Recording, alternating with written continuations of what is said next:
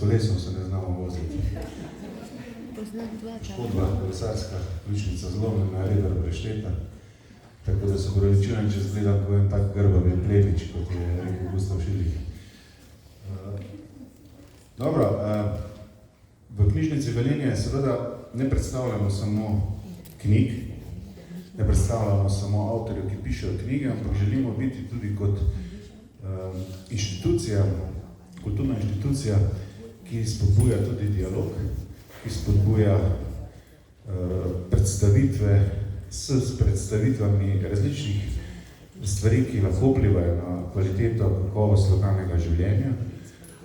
In eden od takih primerov je tudi ta dunajski model socialnih stanovanj, katerega razstavo so pripravili v Wienerwohnen, v sodelovanju, to je mesto Dunaj, seveda ne, in pa v sodelovanju z Avstrijskim kulturnim centrom iz Ljubljane smo se dogovorili, da to razstavo predstavimo tudi v Velenju, v knjižnici, ki ima izjemno dobre pogoje za postavitev takšne razstave. Razstava je seveda tukaj desno in si jo lahko kasneje tudi pogledate. Danes pa je namenjeno, da bi to razstavo predstavil soavtor razstave Christian Schantl, sicer vodja oddelka za mednarodne sodelovanje Wienerwohnen. Po tej predstavitvi, ki predlagam, da poteka kar v angleškem jeziku brez prevoda, mislim, da kolikor vidi po publiki, da ne bomo izgubljali časa z simultanim prevodom oziroma naknadnim prevodom, pa bi na pogovor povabil državnega sekretarja na Ministrstvu za solidarno prihodnost Republike Slovenije, dr. Klemna Ploštajnerja, in pa direktorja občinske uprave Mestne občine Velenje. Vsi se zavedamo, samo en stavek za uvodoma, vsi se zavedamo seveda, da Dunaj in Velenje nista primerljiva. Že Dunaj in Slovenija sta težko primerljiva po številu prebivalcev, tudi po sami zgodovini in vsemu temu. Je pa nekaj res, da je Velenje podoben model uveljavljalo v času gradnje modernega mesta. Zelo podoben s tem, da je tukaj v večji meri sodelovala gospodarska družba, torej premogovnik, tukaj za tem modelom pa stoji mesto. Dunaj z izgradnjo socialnih stanovanj, mi smo včasih rekli tudi neprofitnih stanovanj in tako naprej. Tako da danes bi jaz najprej predlagal, da predstavitev same razstave na projekciji predstavi gospod Christian Schantl.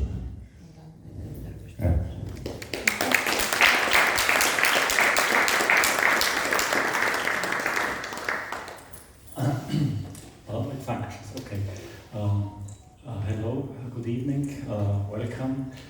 Thank you for the invitation and the possibility to present our exhibition here and to present our model of affordable housing to you.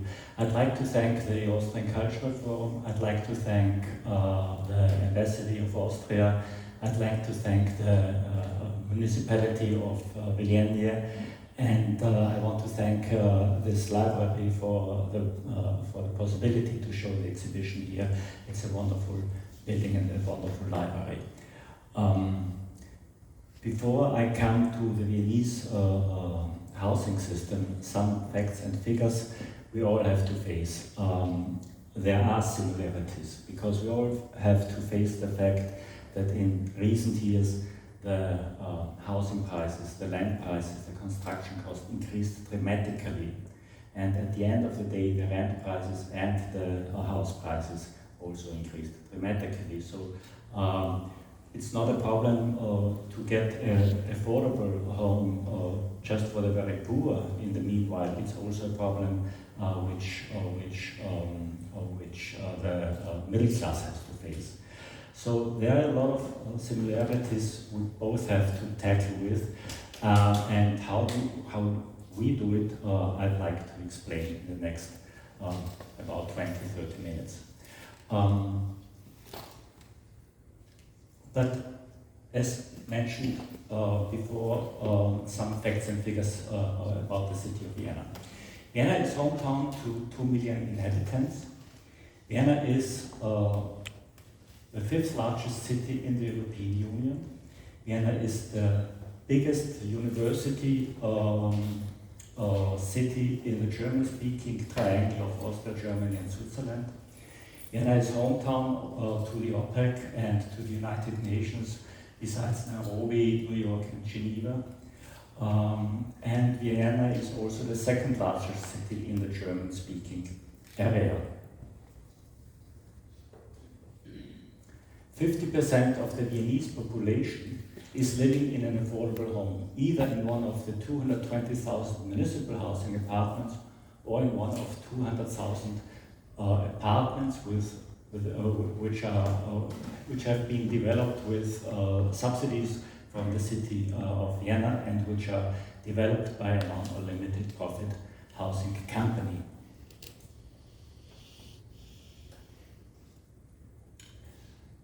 As mentioned, Vienna is the fifth largest city in the European Union, but it's also nearly the fastest growing city in the European Union. After Bratislava, Vienna is growing much faster than Hamburg, Barcelona, or Paris, for instance.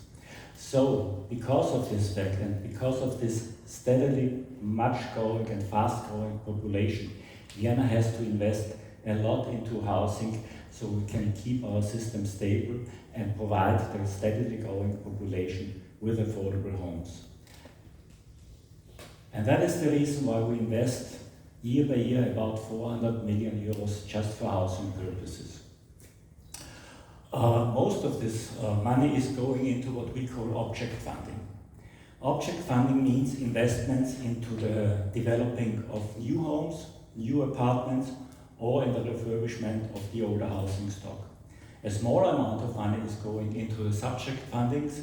These are individuals fundings for very poor people who cannot afford their living. But for the most part, we spend the investments into object funding because what is done with the subject fundings? I mean, they are going to poor people, but what do they do with that money? They give it to the landlord. So at the end of the day, we do not subsidize the poor people, we subsidize the landlords. So that's something we are not really happy about, and that's the reason why we try to improve a strong market in the affordable sector so that the society have alternatives to the private sector. Where's the money coming from? Well, it's coming from a federal tax, which is called housing construction tax. Every Austrian employer, respectively employee, has to pay 0.5% of his gross income for housing purposes. That's 1%. It's a federal tax, and Vienna receives out of this tax from the federal state about 250 million euros per year. Because Vienna is not just the capital of Austria, Vienna is also a federal province. 250 million we receive, and 407 to 8 to 10 to 20 we invest. So there's a little gap. How does that work? Well, as a matter of fact, the investments into new construction, these are not grants, these are cheap loans. So Vienna receives back interest rates year by year because of these investments in the amount of 250 million euros and can reinvest it into housing purposes. So that's the reason why in total we can invest more than 400. So over the decades, the system has become some kind of a self-revolving system, which is financing it in a circle by itself.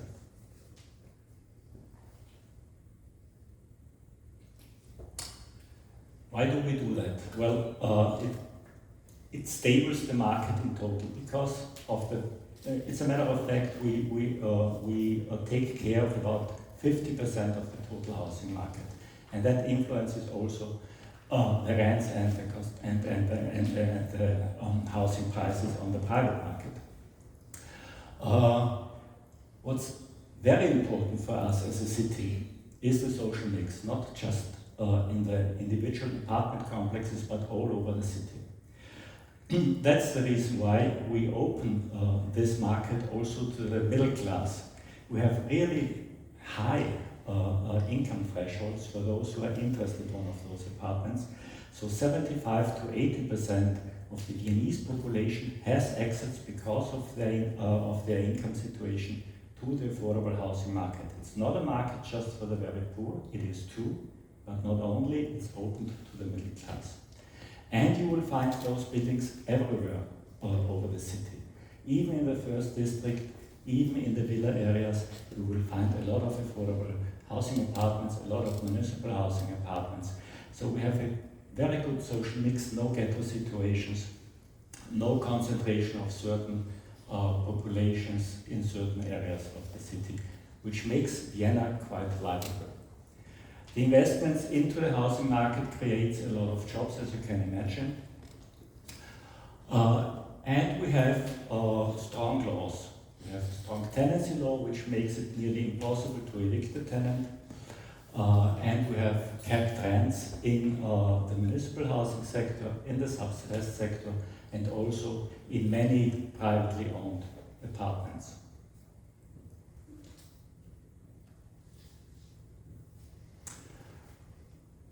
What you need when you act like the city of Vienna, then you need quite strong rules and regulations. And mainly we have three important rules and regulations. We have a strong tenancy law, as mentioned. You can't be evicted as a tenant. You even can transfer, can pass your apartment to your children if you like. So the difference between ownership and tenancy in Vienna or in Austria in total is quite small. We have in the limited profit housing sector, we have rules and regulations which define the public good status of these companies. We have about 60 different non-limited profit housing companies in Vienna in competition against each other, and they are not allowed to take out profits. What they gain, they have to reinvest into housing, either in refurbishment of the existing housing stock or into investments of developing new apartments. What I already mentioned is the fact that land prices, housing prices increased all over Europe, all over the world, I would say, in recent years. Vienna faced the same situation, and it was nearly impossible for some years to develop affordable homes because of these high land prices, because of the high construction costs. So Vienna amended its building code in 2018, which makes it now possible for the city of Vienna to dedicate certain areas just for subsidized housing purposes. So whoever wants to develop this area has to do it under the rules and regulations of the subsidized sector, and 2/3 of the total units which were new developed, has to be rented under the limited rents. And we have a land procurement, which is also a very important tool of the city of Vienna, which means that a company of the city of Vienna called Wohnen für Wien buys land, brownfield land mainly, or greenfield land in long-term planning. So we now have land reserves in the city of Vienna of 3.1 million square meters, which still makes it possible, with the increased land prices, to develop affordable homes. A very important tool. And the Wohnen für Wien is not only responsible for the land procurement, it's also responsible for taking care of a very high quality in the affordable housing sector.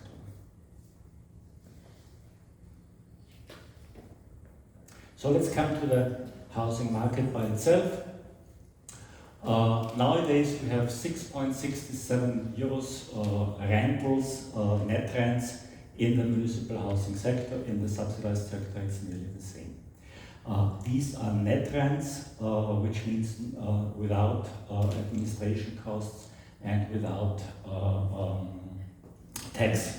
In Austria we have a tax on rents of 10%.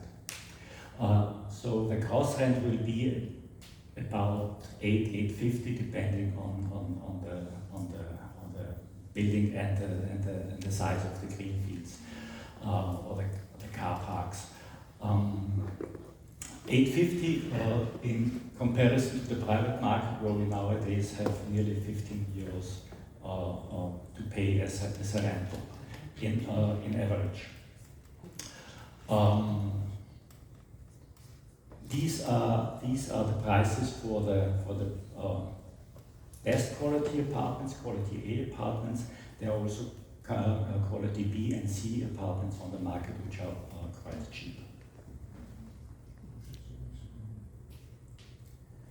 Vienna is a city of tenants because there is such a strong tenancy law that people are not forced to buy, which really is impossible nowadays because of the high prices.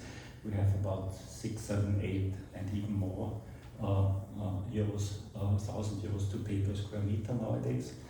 76% of the Viennese population are tenants, and the number of ownership is quite small, with in total just 18%.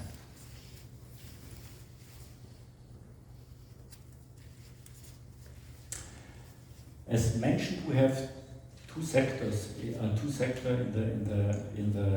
affordable system. We have the municipal housing apartments and we have the subsidized apartments. The difference between those two sectors is the fact that you have different ownerships. In the municipal housing sector, it's the city of Vienna. In the subsidized sector, it's one of about 60 different non-unlimited profit housing companies.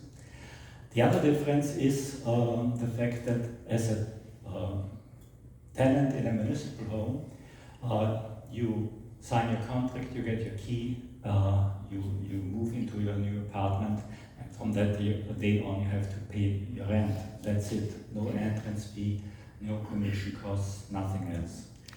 In the subsidized sector, you have to pay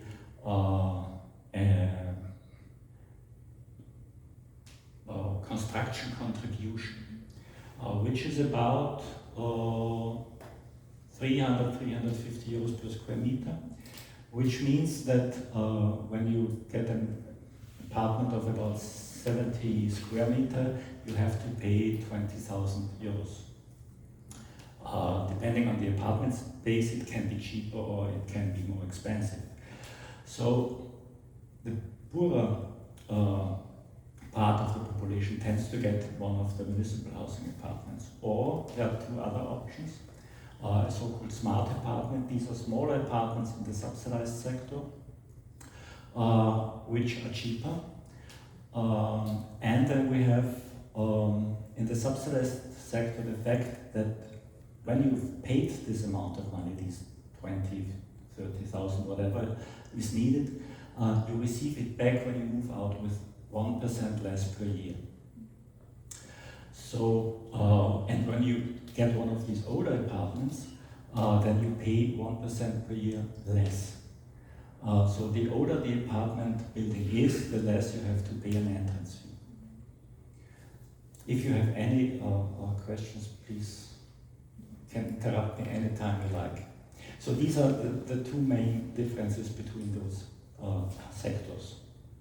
You have 220,000 council flats in the meantime, and in the subsidized sector about 200,000 as mentioned. To get one of those apartments, you have to fulfill some allocation criteria. You have to be an Austrian citizen or come from a member state of the European Union or have an equivalent status. You have to be 18 years old when you sign the contract. The maximum monthly income for a single person household must not be more than 3,810 euros net income.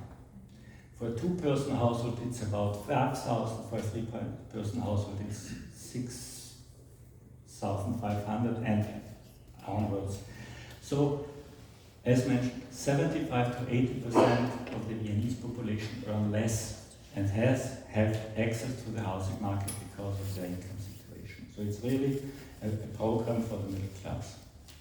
But if you want to have a cheaper apartment, one of those smart apartments, a subsidized apartment, with an entrance fee under 10,000 euros, or a municipal apartment, you also have to fulfill some socially oriented criteria, which can be because of their health situation, because you are elderly people, because you have an overcrowded living situation in the actual apartment.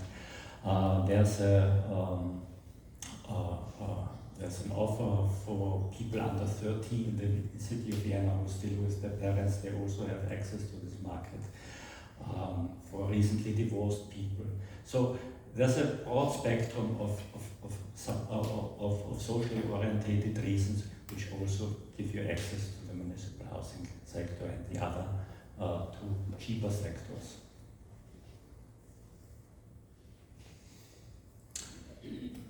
That's the first municipal housing apartment complex which ever was built in Vienna in 1918 to 1920, so more than 100 years ago. And it was the start of a huge housing program. And what you see here is the map of the city of Vienna with the Danube River, city center, the Innere Stadt, and in the southwest and the northwest, the villa areas in our city. And what you see now is the same picture showing also the municipal housing apartments, 1,800 municipal housing complexes all over the city, spread all over the city, which makes this huge social mix I've been talking about, which is such an important factor for us as a city.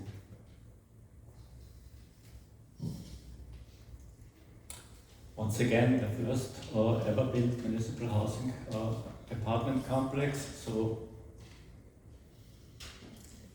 let's give me a very short overview about the history of housing in Vienna.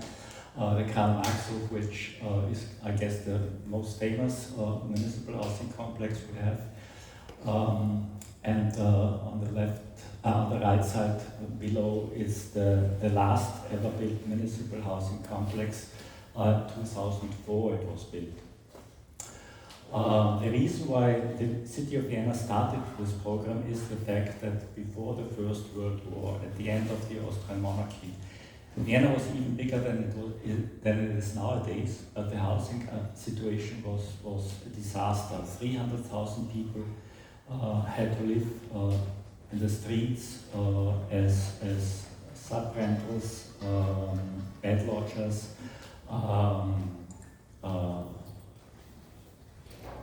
It was really a dramatic situation for many people in Vienna. So because of these experiences after the First World War, then the first elected social democratic government made great improvements to make the housing situation better. And they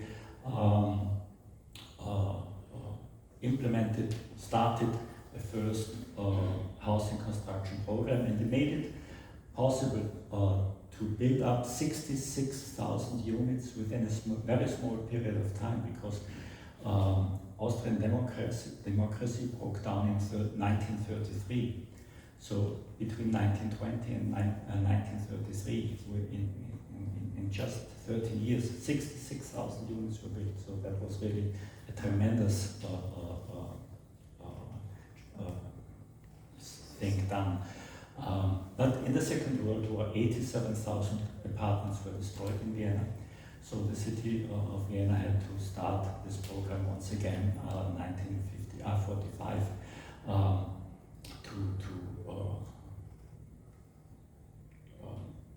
to build up the city again.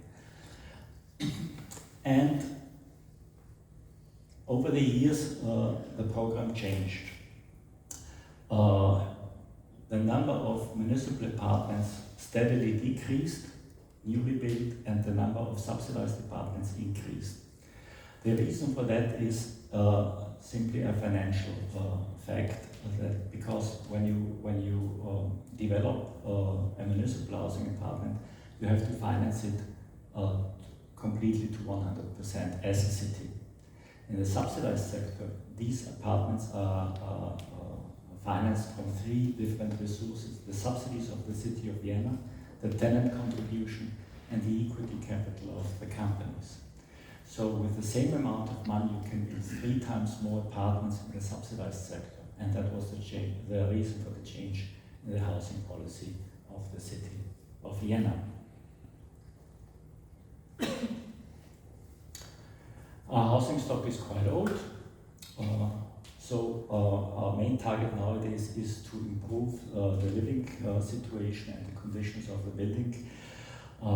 So renovation and improvements are our main goal nowadays, which means when we do so, we insulate the buildings, we install new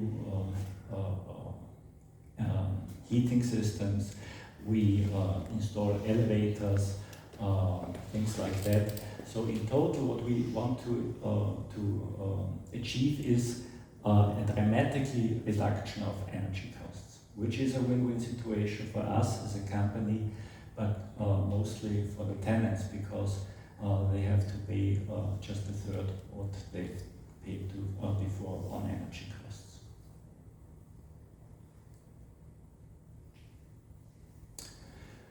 I'm one of 4,300 employees of the municipal housing company Wiener Wohnen. 3,000 of them are in the caretaking staff, which means they are working in one of the complexes we own, and they are taking care of gardening, cleaning, and small repairs. 1,000 are working at the headquarters. I'm also located in the administration staff. And we take care of 1,800 housing complexes, 220,000 flats, 5,500 doctors' practices, and nearly 50,000 garage and parking spots for cars.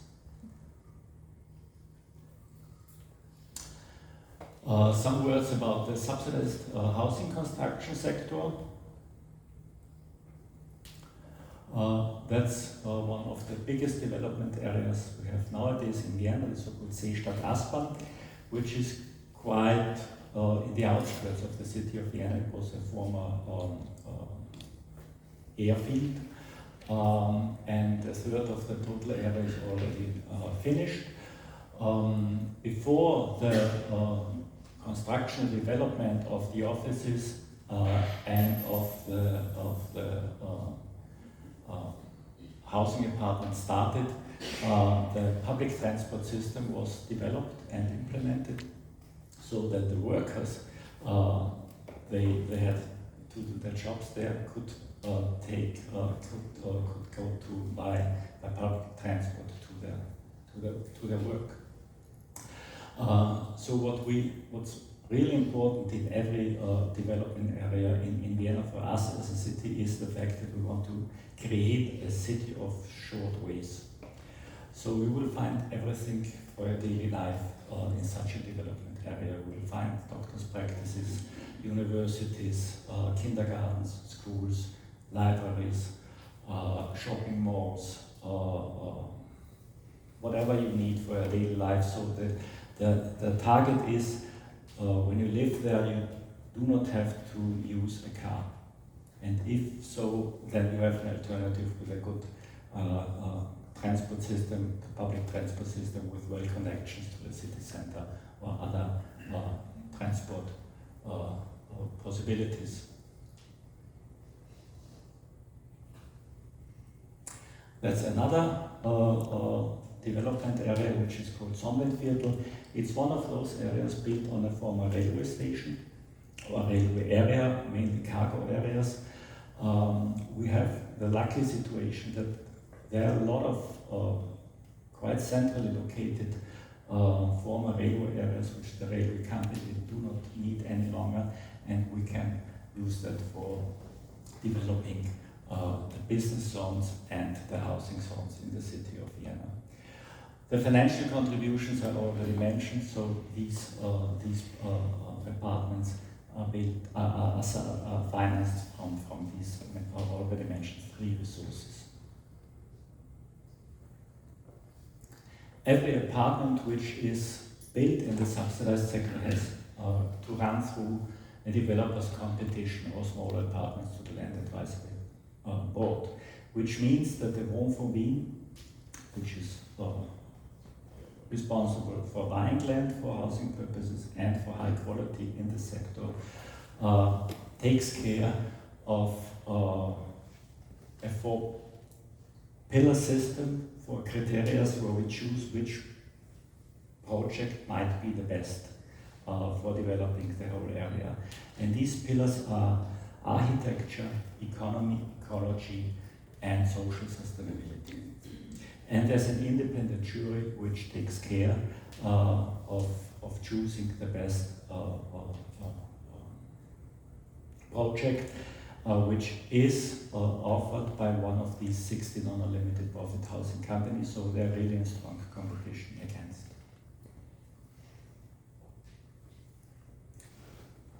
Here an overview about those four criteria, which we call the four-pillar model.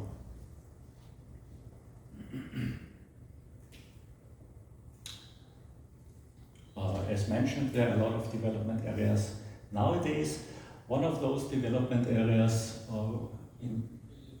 there are built about 5,000 to 15,000 units per area. So you can see there's a lot going on in the city of Vienna right now. A new development area will start in a few years. It's very south of Vienna, so also quite in the outskirts, but a metro line is already being built there. If you want to get more information, you have a homepage. It's just in German and English. Unfortunately, socialhousing.wien. And that's it from my side. And I'd like to thank you for your attention.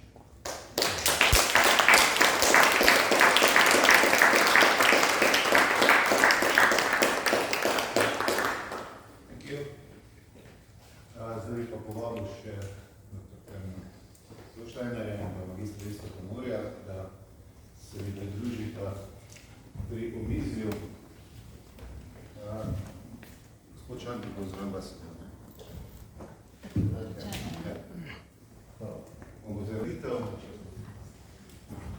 Predstavitev, kot smo jo sedaj slišali in kot jo lahko vidimo tudi na razstavi v naši knjižnici, ne daje sama po sebi nič odgovora o tem, kako pravzaprav dobre prakse prenašati iz enega kraja v drug kraj, iz ene države v drugo državo, če se o tem ne znamo pogovoriti.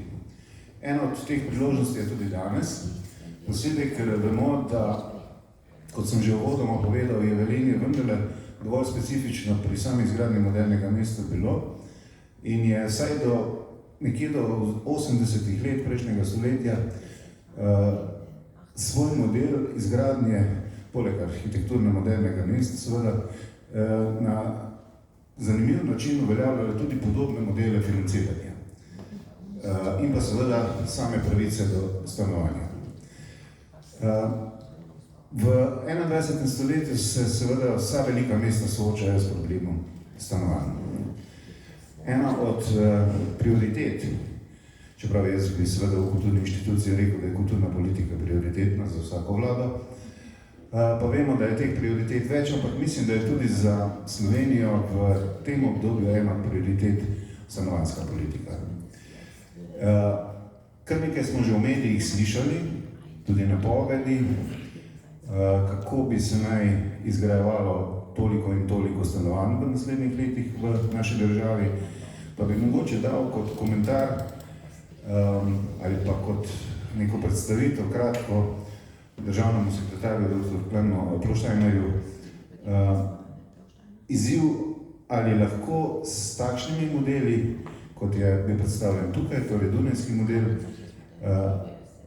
gremo tudi v reševanje stanovanjske problematike, predvsem seveda v urbanih središčih Slovenije. Izvolite. Hvala za vabilo, tudi hvala za organizacijo. Zdi se mi zelo pomembno, da se en zelo uspešen model stanovanjske gradnje, pa tudi še bolj natančno sistema stanovanjske politike predstavlja čim bolj široko in čim več različnih okolij. Zdi se mi, da je pač dunajski model in tudi na našem ministrstvu je pač dunajski model en izmed temeljev, po katerih se zgledujemo. Seveda, kot je bil mali izziv v tem vprašanju, dobesednega prenosa ni moč narediti, ker imamo pač velike razlike, če ne drugega govorimo o tem primeru o enem mestu, tukaj pa o nacionalni politiki in zelo različnih lokalnih skupnostih. Ima pa dunajski model določene principe in temelje, po katerih se lahko zgledujemo, po katerih mislim, da se moramo zgledovati. Prvi temelj je močna vloga in aktivna vloga javnega sektorja, v tem primeru države, v primeru Dunaja mesta oziroma dežele, v našem primeru je to država in lokalne skupnosti, tako na področju financiranja, kakor na področju prostorskega urejanja in regulacije. To je nekaj, kar smo v 30 letih žal zanemarili. Moramo pa vedeti, da v preteklosti smo pa to zelo močno imeli in je tudi dunajski model na nek način zelo podoben, kot je bilo že omenjeno temu, kar smo imeli v prejšnjem sistemu. Drug temelj, ki se mi zdi izjemno pomemben in je pač iz dunajskega modela, bi si ga lahko vzeli kot zgled, je, in to je to, kar v bistvu najbolj aktivno delamo na ministrstvu, kjer vidimo najmočnejšo vlogo države, je vprašanje financiranja stanovanjske gradnje. Kjer Dunaj oziroma Avstrija kot celota ima pač nek poseben prispevek. To zdaj ni neka stvar, ki bi jo hotel reči, da moramo tudi v Sloveniji kaj takega promovirati. Če bi to rekel, najbrž ne bi več dolgo sedel na mestu, kjer sem. Ampak, kar je poanta v tem, da imamo pač močno vlogo javnega financiranja, kajti zasebni viri je jasno, so lahko dopolnilo, nikakor pa ne more biti temelj javne gradnje. Zakaj? Njihova glavna težava je seveda, da se prilagajajo nekim tržnim razmeram, druga je pa, da so izjemno nepredvidljivi. In tukaj vidimo mi, potem tretji nastavek, ki je ključna vloga javnega sektorja in po čemer se lahko zgledujemo po Dunaju, je, da je sistem za akterje, ki delujejo v njem, izjemno predvidljiv. Ve se vsako leto, pod kakšnimi pogoji bodo finance na voljo. Ve se, pod kakšnimi pogoji morajo posamezne organizacije delovati. Ve se, pod kakšnimi pogoji lahko pridejo do posameznih zemljišč in imamo jasno tudi neko zemljiško politiko, ki je nastavljena. Se pravi, najemniki imajo zelo jasne razmere, v kakih razmerah živijo, kakšno najemnino plačujejo, kakšne so njihove pravice. Se pravi, imamo nek zelo jasen in predvidljiv okvir delovanja, ki potem daje raznim akterjem možnost, da delujejo racionalno, da načrtujejo in da seveda pač tudi v skladu s tem načrtovanjem delajo kakovostno in tudi ekonomsko racionalno. Tak okvir, finančen, bi recimo tudi lokalni skupnosti, če bi ga država vzpostavila, lokalnim skupnosti dal možnost, da lahko bolj racionalno načrtujejo prostor, pa umeščajo stanovanjske projekte. Stanovanjskemu skladu državnemu ali pa lokalnim skladom bi tudi dal zelo jasno okvir, v katerih lahko delujejo. Če bi vsak sklad točno vedel, koliko sredstev bo vsako leto na voljo in pod kakšnimi pogoji bodo lahko prejeli, se bi lokalni skladi bolj ambiciozno in bolj pogumno lotili stanovanjskih projektov, ker jih ne bi delali na neko zaupanje, na zalogo in enako velja tudi za lokalne skupnosti. To je tudi na nek način, so neki temelji, nisem za vseh omenil, ampak to, kar mi gledamo kot temelje tega, kar bi radi postavili in tega, kar bi se tudi mislimo, da pač od Dunaja nekaj, kar se da prenesti. Ne dobesedno, ampak ti konceptualni temelji rečem. Hvala lepa. Seveda dajem priložnost tudi magistru Iztoku Moriju. Vem, da zelo dobro pozna razmere na tem področju v naši občini. Vem, da pozna tudi zgodovino, kako se je vse skupaj v Velenju dogajalo. Seveda smo mi v Sloveniji v začetku 90-ih let lastnili stanovanja po tako imenovanem Jazbinškem zakonu in danes imamo pravzaprav dve težavi, vsaj po mojem mnenju, prostor in pa finance. Kako se lotiti tega problema, morda tudi v Velenju, pa mogoče tudi širše, če pogledaš, direktor, kakšno je tvoje mnenje o tem? Hvala, Dragan, hvala za povabilo in lep pozdrav vsem.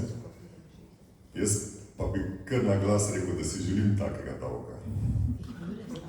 Lokalne skupnosti se tega zagotovo ne bi brale, bi nam bilo zelo veliko pomoč.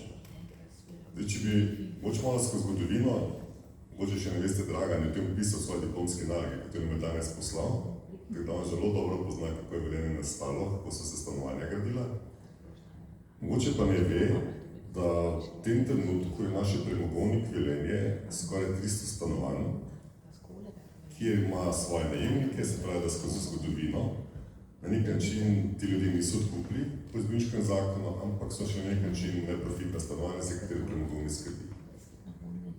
Če to seštejemo z stanovanji, ki jih imamo v lasti Mestne občine Velenje, skupaj s stanovanjskim skladom, s katero imamo razpolagajalno pravico, imamo mi približno 1000 stanovanj, pa še premogovnik Velenje slabih 300 stanovanj, ki lahko rečemo, da v našem mestu deluje kot neprofitno. Če upoštevamo, da nas je slabih 40 000, tudi lahko mogoče določene primerjave naredimo z dunajskim modelom, čeprav še vedno imamo veliko več lastninskih stanovanj kot pa neprofitnih.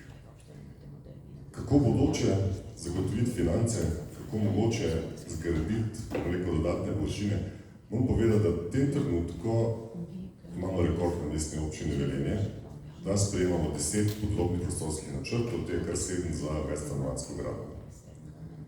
Mi bi si srčno želeli, da bi kot lokalna skupnost lahko imeli dostop do ugodnih finančnih sredstev, da bi to sami gradili, ampak nam žal zaradi prestrukturirane regije, če lahko na hitro omenim, da imamo približno 100 milijonov investicij za gospodarstvo prestrukturirane, zaradi zapiranja premogovnika, enostavno zmanjka resursov, da bi se lahko sami lotili te stanovanjske gradnje.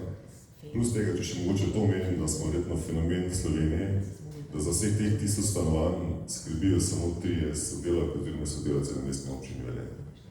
Vse ostale manjše občine imajo že stanovanjske sklade, 20 ministrstev tukaj, vodijo rada in sodelavc, pardon, 3, so še vsi 3, ki upravljajo razpise, ki upravljajo investicije, gradnje so upravljali preteklost.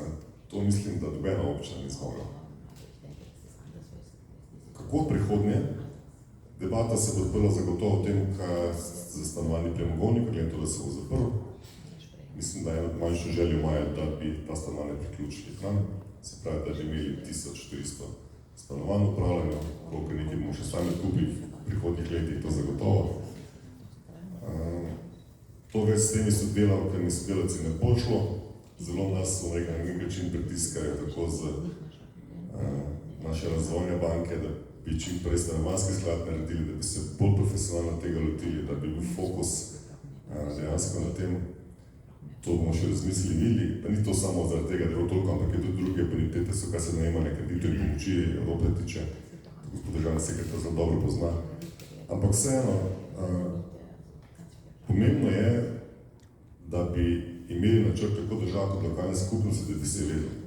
Toliko let bomo zgradili, toliko pa toliko stanovanj, toliko lahko damo najem, da se to ne vedno spremeni. Da imamo res zagotovljena ta sredstva, ali kredite ugodne, ali nepovratne sredstva, kakorkoli, da bi se to izvajalo. Recimo, če vi imamo mestna občina, ali pa občine, obdobje 15-20 let, da so pravila jasna, taki v takim pogojem prosto dobri denar, to bo tudi nepovratne sredstev, verjamem, da bi se marsikatera občina odločila in bi to poslovni model tudi prevzela. Mogoče Dragan toliko ne ve, mi, če nam sme spremeniti operativni program sklada za pravičen prehod, bomo lahko deležni zelo ugodnih kreditov za stanovanjsko gradnjo, plus da dobimo 25% grantov oziroma nepovratnih sredstev Evropske komisije tisti trenutek. Naša velika želja je, da bi teh stanovanj več skrbel stanovanjski sklad, ker tudi lahko dobi ta sredstva kot lokalna skupnost, za tega pač samega financiranja, ampak ponovadi je tako, da se stanovanjski sklad skupaj dogovorimo, vsak polovico zame ali pa ima neko smanj ali veliko več. Cena namen je enaka, da se stanovanje zgradijo, če nam daje razpologalno pravico, potem lahko mi enako vredno razporedimo našim čankam in občanom. Na čakalni listi je pa približno 280 ljudi, kateri bi radi imeli dostop do tega stanovanja. Upam, da nisem bil predolg. Seveda ne. Je pa seveda še ena težava poleg financ, prostor, ko sem omenil. Velenje pa najbrž še kakšno drugo mesto pravzaprav nima niti kakšne velike možnosti širitve teritorijalne. Imamo nekaj zagotovo to, kar je bilo omenjeno tudi v prostorskih načrtih predvidenega. Tu je neka omejitev, ki jo bo potrebno narediti, s tem pa na nek način lahko porušimo tudi določeno arhitekturno podobo mest, če bomo gradili samo v višino. To je moj pomislek. Zdaj, glede na to, da vas je gospod državni sekretar, naš direktor, kar malce izval z tem stanovanjskim skladom in načinom financiranja teh projektov, pa dajmo to mogoče dobiti že danes kak vsaj okvirno odgovor, v katero smer razmišljate. Vemo, no, da je na Dunaju socialdemokratska politika že vsa ta desetletja na oblasti, zdaj ste precej tukaj podobno misleči tudi, kar se Velenja in vlade tiče, pa morda pa lahko pridete skupaj pri tej rešitvi kar hitro in da je lahko Velenja tudi že kar dober vzorčen primer teh prvih projektov. Ja, Velenje je lahko definitivno zelo dober primer in tudi z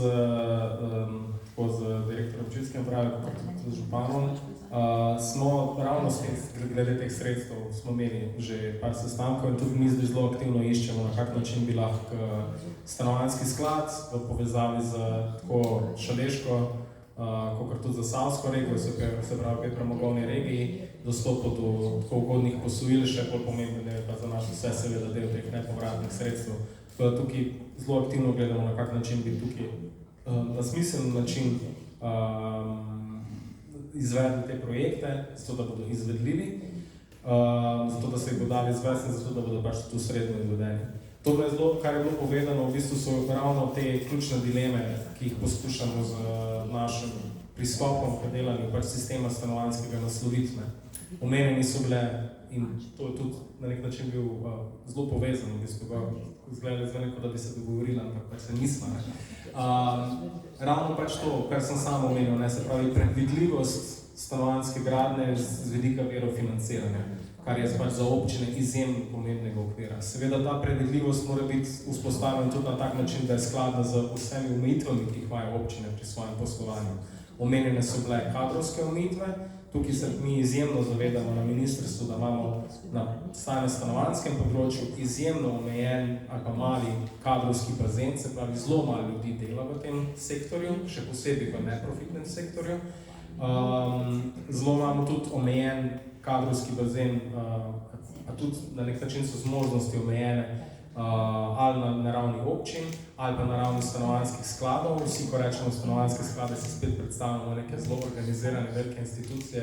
Če smo čisto iskreni, imamo v bistvu približno, zdaj bom tako rekel, 5 skladov, ki so močni in operativni, ostali skladi so šibkejši, govorim o stanovanjskih skladih, ker pač ni bilo neke jasne občinske ali pa državne politike, da bi se lahko razvijali. Se pravi, imamo tukaj kadrovske omejitve, tako da bo tukaj spet nekaj časa preteklo, če bomo zdaj aktivno pristopili k delanju stanovanjske politike, da se bo pač ta kadrovski bazen okrepil, da bodo tudi občine bolj proaktivno vlagali na to področje in razvijali, v bistvu profesionalizirali kadr tukaj. Druga omejitev je seveda finančna, pač poznamo pač zakonodajne okvire, ki določajo financiranje občin. Tukaj je precej enih omejitev. Mi si želimo, imamo tudi dialog z Ministrstvom za javno upravo pa Ministrstvom za finance, da bi se mogoče tudi tukaj dalo kaj spremeniti, da bi bila vlaganje v stanovanja tretirana na drugačen način, kot pač vlaganje v neke druge investicije in da bi bili tukaj določeni odpustki na ravni občin, kar se tiče zadolževanja. In to bi nam omogočilo približanje dunajskemu modelu, ki temelji na temi dolžniški meri financiranja, ki so s trenutnim zakonodajnim okvirom za slovenske občine lahko predstavljajo zelo velik problem. Velenje kot večja občina, kot mestna občina, še verjamem, da zelo velike probleme tem, ampak še vedno veliko manjše, kot pa male občine, kjer pa zadolževanje praktično nemogoče. Tako da pa, če treba vse te parametre poskušamo imeti v mislih in nastavljati sistem skladno s tem. Ključen pa je, kot pač jaz sam zelo močno to osebno verjamem, zato se zelo zavzemam, pač, da je če država bo zagotovila nek osnovni finančni okvir za dovolj dolgo obdobje in potem aktivno pristopila z vsemi akterji, kot tudi pač razvoju projektov, razvoju kadra, razvoju kakovosti znotraj tega sistema, da bomo pač postopoma počasi lahko razvili nek ekosistem na ravni mestnih občin, ki bodo delale samostojno, na ravnih manjših občin, kjer bo večja proaktivna vloga stanovanjskega sklada, ker manjše občine bodo težko zmogle same, postopoma se približali nekim tem številkam, ki so tam, ampak pač bile na Dunaju, ampak pač nekim bolj ambicioznim, večjim številkam, kar se tiče javne gradnje. Še vprašanje glede zemljiške politike, enako velja po moje tudi za zemljiško politiko. Trenutni zakonodajni okvir v Sloveniji na nek način otežuje, da ne rečem celo omejuje proaktivno zemljiško politiko na ravni občin. Delanje na zalogo je na nek način zelo oteženo. Nekak je princip v javnem, znotraj javnega sektorja ali pa znotraj pač občin in tudi države, da pač ko se, če imaš pač neko zemljišče, ga je treba ali takoj prodati, se pravi neko ekonomsko logiko uveljati, ali pa ga začeti takoj razvijati v projekt. Neko daljše proaktivno načrtovanje je zelo omejeno. Tako da tukaj je pač ena izmed velikih napak, po moje, ki je bila narejena v zgodovini, da se k temu aktivneje pristopa. Imamo pa še vedno precejšnje zaloge, odvisno od lokalne skupnosti, ima pa precejšnje zaloge zemljišč, kot je bilo omenjeno, pač Velenje ima tukaj kar precej potenciala, tudi predeli, ki so izjemno pereči, Ljubljana, recimo, je spet en tak prostor, kjer je kar precej še vedno zemljišč v javni lasti, ki jih je moč razvijati. Imamo pa težave z določenimi lokalnimi skupnosti. Kranj je recimo tak, kjer je trenutno samo eno primerno zemljišče za stanovanjsko gradnjo, kjer Stanovanjski sklad Republike Slovenije razvija projekt, potem pa pač ni več primernega zemljišča v javni lasti. Podobno velja tudi še za katera druga mesta ali pa lokalne skupnosti. In tukaj je po moje princip spet podoben. Kolikor se bodo zagotovile ustrezne finančne vire in potem pač neki okviri delovanja znotraj tega, bodo občine imele pripravljenost in zmožnost razvijati projekte. Trenutno je pa popolnoma razumljivo, da mestna občina Velenje, čeprav to dela, tukaj za pohval, ampak bi bilo popolnoma razumljivo odločitev, da ima zemljo v lasti in se odloči, da ne bo šla v dolg, težaven in tudi finančno zahteven postopek priprave prostorskega akta za stanovanjsko gradnjo, ker ni nobenega garanta, da bo dobila sredstva ali pa da bo bolj stanovanjski sklad na teh zemljiščih karkoli zgradil. Bi bila to čisto racionalna odločitev in marsikatera občina sprejme to odločitev, da ne bo na zalogo delala, ker pobere preveč časa in proračunskega denarja. Vkolikor bo zavedanje, da bo stanovanjski sklad vstopil v projekte, da bo imel sredstva, ali pa bodo državna sredstva na voljo za razvoj projekta, bo tudi zemljiška politika imela neko logično nadaljevanje potem, ko prostorske akte sprejme. Direktor, kakšne so pa izkušnje Velenja v sodelovanjih z stanovanjskim skladom? Morda to vendarle nekateri ne vemo najboljše. Mislim, da smo v Velenju kar nekaj projektov delali skupaj s stanovanjskim skladom in da se obeta to sodelovanje lahko tudi naprej. In jaz še enkrat pravim, naj bo Velenje tisti primer dobre prakse in naj bo tudi, ne bom rekel poskus, ampak prva stopnica v teh prizadevanjih za čim bolj kvalitetno seveda in pa čim bolj množično seveda stanovanjsko izgradnjo. Stanovanjskim skladom prizna, da sodelujemo zelo dobro. Z županom pa sodelavci se z direktorjem stanovanjskega sklada in z njegovim ožjim sodelavci srečamo zagotovo štirikrat na leto.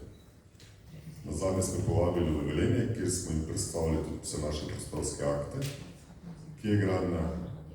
Približno so si izbrali, kaj njim najbolj diši, ali se pravi, če imajo poslovnih prostorov, pa zgolj tam, kjer se gradijo stanovanja. Politika direktorja stanovanjskega sklada je, da se gradijo, bom rekel, bolj robustna stanovanja, bolj poceni, pač najem za neprofitni najem, dobenega blišča pa nekih dragih materialov, ampak vseeno to kvalitetno, da lahko ljudi kvalitetno preživljajo svoj čas in živijo.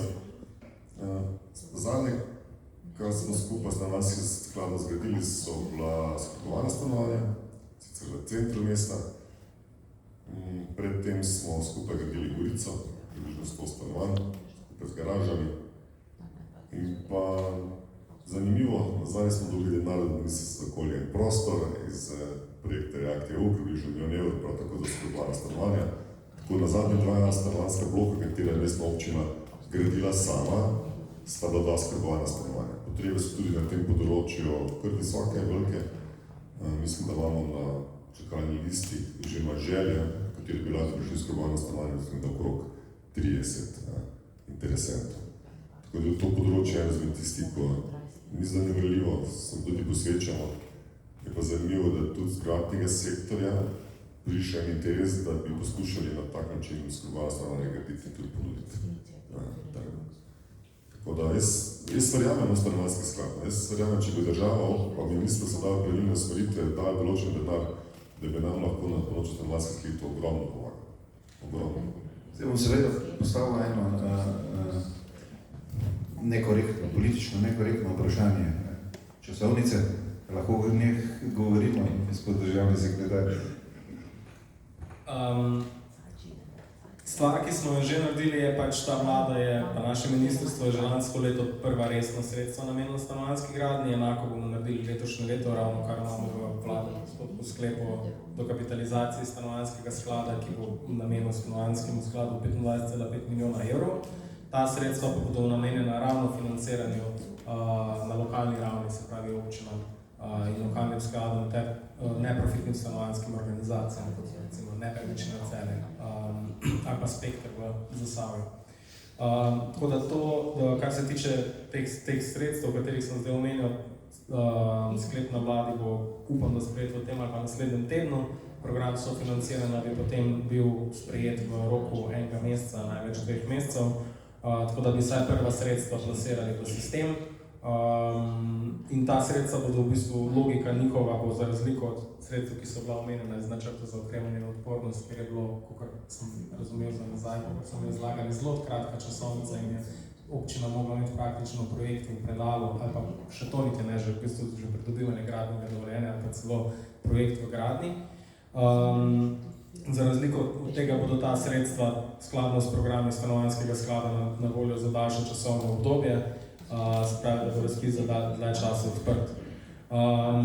Trenutno pa zelo aktivno delamo skupaj z Ministrstvom za finance in tudi s koalicijo v celoti, poskusiti zastaviti zakon o sistemskem financiranju.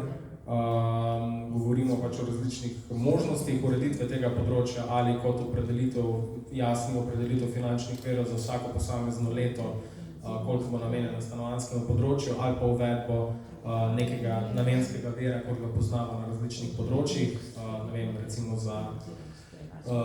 za financiranje ekosklada imamo namenski prispevek, ki ga vsi plačamo pri položnicah elektrike, recimo imamo namenske prispevke za cestno omrežje, ki ga vsi sredstva, ki jih vsi plačujemo za registracijo avtomobila, se stekajo v namenski sklad za financiranje javnega cestnega omrežja in tako naprej. Se pravi, imamo primere tega in to so podlega zlomka, pač ravno tista področja, kjer država največ vlaga in najbolj proaktivno pristopa. Tako da to je recimo stvar, na kateri aktivno delamo in pač naša želja je, da bi imeli v jeseni ta zakonodajni okvir sprejet. Ko imamo enkrat naše razmišljanje tako, ko imamo enkrat pač finančne temelje postavljene, potem lahko začnemo tudi bolj aktivno spreminjati težave, ki jih imamo v sektorju, ali so to povezane z določenjem neprofitne najemnine, določen razpisov, ki so zelo kompleksni in imajo pač tudi neko svojo logiko, se pravi popravljanje teh stvari, ampak začetno pač pri tem finančnem temelju, gledamo pa pač tudi te, ki verjamem, 3 sodelavce tam, da verjamem, zelo dobro poznajo pač vprašanje neprofitnega razpisa in neprofitne najemnine, da je tudi tam kar velik stvari bi bilo treba za popravljati. Ampak cilj je ta del v jeseni in potem se lotiti teh popravkov znotraj tega sistema. No, to so dobre novice, se mi zdi, da gredo v pravo smer. Pred zaključkom bi vas povabil še k sodelovanju oziroma k kakšnemu vprašanju, morda gospodu Šantlu, državnemu sekretarju ali direktorju občinske uprave, če je kakšno vprašanje za njih iz občinstva. Ni? Ima Vidman, morda še kaj za dodati posebnega? Koliko stanovanj je pa potrebnih v Velenju trenutno take? Tako kot sem prej povedal, vsake 3 leta damo razpis za neprofitne stanovanja. Zadnji bil zaključen decembra 2024, v tem času smo jih podelili približno 50, če se ne motim. 280 ljudi pa še imamo na čakalnih listah oziroma na seznamih. Se pravi, toliko je tudi nekaj potreba, pa recimo da rečemo 200, pa se potem počasi določene obdobje, določene spraznijo, gre na svoje, določene kupijo. Drugače pa, jaz se vsi ukvarjamo s temi stanovanji, z gradnjo, z neprofitnimi, jaz bi se mogoče ne želel, da bi ljudi gre tako visoke plače, da bi se lahko sami kupili stanovanja. Pa to mi ne bi imeli teh težav, ampak verjetno to je utopija. No, je to ne uspelo, pa da je verjetno tako ne bilo. To je verjetno res utopija. Vem pa, da v Velenju imamo tudi poseben mehanizem za mlade družine in pa seveda tudi mehanizem sofinanciranja neprofitnih stanovanj oziroma subvencioniranja najemnin. Mogoče še besede dve o tem? Ja, mogoče državni sekretar ve, ampak mi, recimo za mlade, imajo posebno točkovanje, dobijo posebne točke, če so mladi pripravljeni na naš neprofitni razpis. To je eno. 2 leti nazaj smo imeli razpis, prav za mlade do 30 let smo začeli smo, 5 stanovanj in smo tudi te podelili, istočasno recimo tudi za gradnjo hiše. Komunalni prispevek financiramo 50% stroškov pokrije mestne občine, pa to se kar nekaj denarja v 3 letih nabralo, ko smo financirali. Spravo, da nekaj še spodbujamo, isto je pa z krediti. Pokrijemo del stroškov dobitve kredita za nakup stanovanja. Tako da poskušamo to do mlade do 35 let. Se pravi, 4 take ukrepe imamo, prav tako je ukrep, če kdo kupi novo stanovanje, da mu za 5 let mu se zelo pustimo. Določene malenkosti so. Ni pa to sploh v tem dobju, ker so obrestne mere kreditu so zelo zrasle, to zdaj dejansko malenkost, ampak upamo, da bo to počasi za drugo smer. Skratka, če sem jaz pravilno razumel, gospod državni sekretar, država se odločila, da aktivno poseže kot država na ta trg oziroma na sam sistem izgradnje stanovanj in da tega ne bo prepuščala privatnemu interesu oziroma samo zasebnemu kapitalu. Aktivna vloga države v tem projektu. Zagotovo pač je to, kar je najbolj manjkalo v Sloveniji na stanovanjskem področju, bila aktivna vloga države do zdaj, kar se je sam en podatek bom omenil. Prej je bilo pokazano razmerje za subvencije in gradnjo na Dunaju, kjer je približno, če sem si prav zapomnil, malo več kot 10% sredstev namenjenih subvencioniranju, večina sredstev je bilo namenjenih gradnje. Povprečen proračun Republike Slovenije na stanovanjskem področju pred letom 2023 je izgledal približno tako. 10 do 12 milijonov je bilo namenjeno subvenciji najemnin, sredstvo za gradnjo je bilo skozi vsa leta nič. Se pravi, niti centa ni šlo v stanovanjsko gradnjo. Če se ne motim, bile so kakve pač neke sporadične akcije, ampak od leta 2018, 19, 20, 21, 22 je bilo namenjeno za stanovanjsko gradnjo iz proračuna 13 milijonov evrov. To je v bistvu po moje povzetek vsega, kar moramo vedeti. In tukaj je proaktivna vloga države, tako v finančnem, tako v regulatornem smislu. Ampak tako enako kot na Dunaju, mi vidimo tukaj, eno je regulirati zasebni trg, drugo je pa prek te regulacije tudi spodbujati zasebne interese in zasebni trg, da se vključi v zagotavljanje dostopnih stanovanj, kot so pač v Avstriji nizkoprofitne stanovanjske organizacije. Se pravi, tudi tukaj vidimo možnost, da se zasebni sektor vključi, ampak na bolj socialno naravnan način, kar pa pač omogoče država z nekimi usmeritvami in regulacijami. Dobro, še kakšno vprašanje iz publike. Sicer bi nekako zaključil jaz tale pogovor, ki je bil na pol ravna miza, na pol okrogla miza in pa seveda sjajna predstavitev gospoda Kristjana Šantla iz Wienerwohne mesta Dunaj.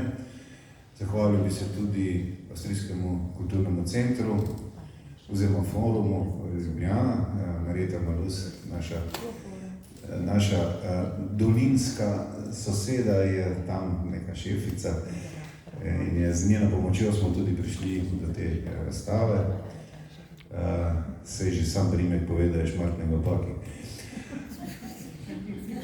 Zahvaljujem se seveda gospodu Kristjanu v Šantlu, kot sem dejal, dr. Klemnu Ploštajnerju, državnemu sekretarju na Ministrstvu za solidarno prihodnost, magistru Iztoku Morju, za sodelovanje na tem večeru. Jaz sem pripričan, da nič ne škodi, če se v knjižnici kdaj pogovarjamo tudi o takšnih stvarih, morda o kakšnem bolj jesensko-zimskem času, ko ljudje ne delajo še zunaj in ne uživajo na svežem zraku. Nihče iz Velenjske knjižnice ne gre brez knjige. Tisti, ki sodelujejo na naših večerih, so obdarjeni tudi s knjigo, nihče pa tudi ne gre brez čokolade. Tako da, hvala lepa še enkrat. Vse skupaj pa vabim namle na kozarček ob razstavi, pa za nekaj malega za prigrizniti, pa se lahko skozi razstavo še malce sprehodimo. Hvala lepa, vabljeni v četrtek, ko imamo večer z Almo Karlin, oziroma potopisi Alme Karlin. Sjajen večer bo in to bo en zadnjih notranjih večerov, potem pa gremo že v poletje z nekaterimi dogodki na prosto. Hvala lepa še enkrat vsem. Hvala.